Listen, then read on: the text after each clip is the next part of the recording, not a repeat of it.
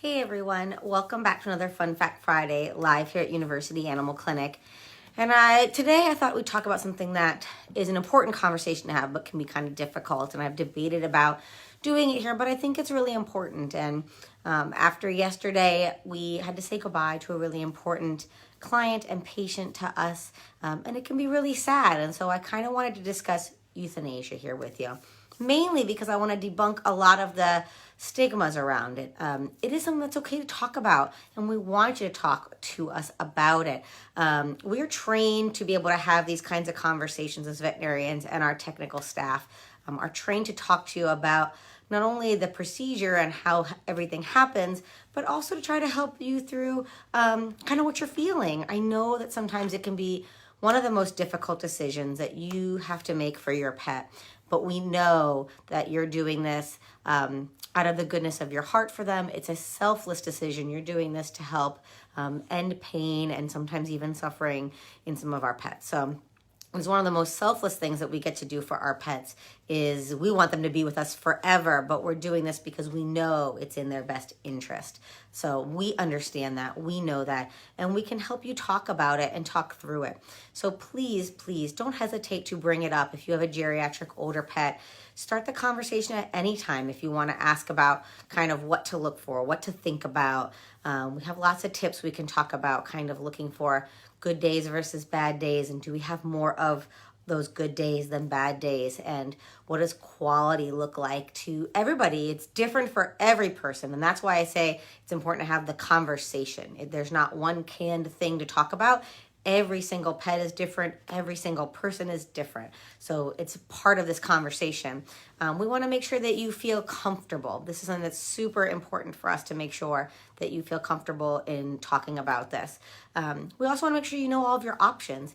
You know, we can come to the home. We do a home euthanasia, which can be really peaceful for many pets, since coming into the hospital can be really, make them really anxious and be really uncomfortable and scary. So having that happen at home, a technician and myself come out, we bring everything we need. It can be really peaceful for them. So we can do that. We can do it here in the hospital if that's what you prefer as well. And knowing in advance can be quite helpful. We can prepare our exam room. We have a certain exam room we like to use for this because we can put blankets all over the floor. We have some dim lighting in there, some nice kind of calming music we like to play. Anything that can make us, you, and your pet feel the most comfortable we can in a situation like this. So knowing in advance can be helpful also because there are some special things you can do for your pet before coming in. I know I've had technicians here that for their pet have had them have a special meal or their favorite food or anything like that that can make them, again, feel the most comfortable that they possibly can. So knowing in advance can be helpful. But always, we want you to know that we're here for you in these kinds of times. We grieve with you. We love your pets like your family, just like you do. And so we're here for you, with you, to help you through these difficult times. And I know that it can feel really difficult. And we also know that sometimes pets act differently here. We get asked all the time, I swear this is not what he's like at home. He's extremely lethargic. Adrenaline and fear and things kick in the hospital. And so never feel ashamed to ask those questions or to talk to us about it, because we know that they're different here. I also never want anybody to feel bad about maybe not being able to be present.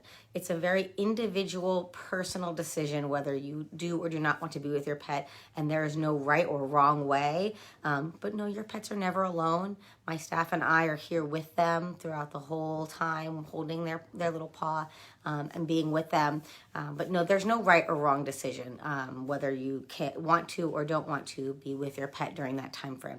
Everybody is different and every situation is different. So I hope this helps you guys to know that just talk to us about it. We are here for you and we want to help you in any way we can. We want this to be as peaceful, as helpful, and as pleasant as we can possibly make it.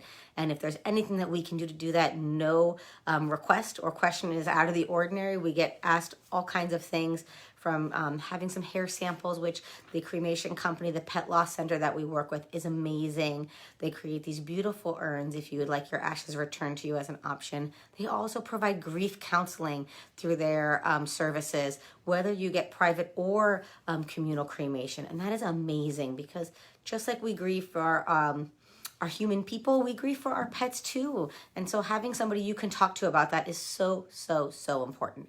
And they provide that, and they are amazing. And we're very thankful to have them. So I hope this helps you guys feel more comfortable about talking about these kinds of things, more difficult subjects like this. If you have questions, comments, if you've been through this and have something that could be helpful to others, please leave them in the comments below. We would love to be able to share that information and get this video out and share it, especially to somebody that might be having a rough go of it. We'd love to help in any way we can. And we'll see you guys next week.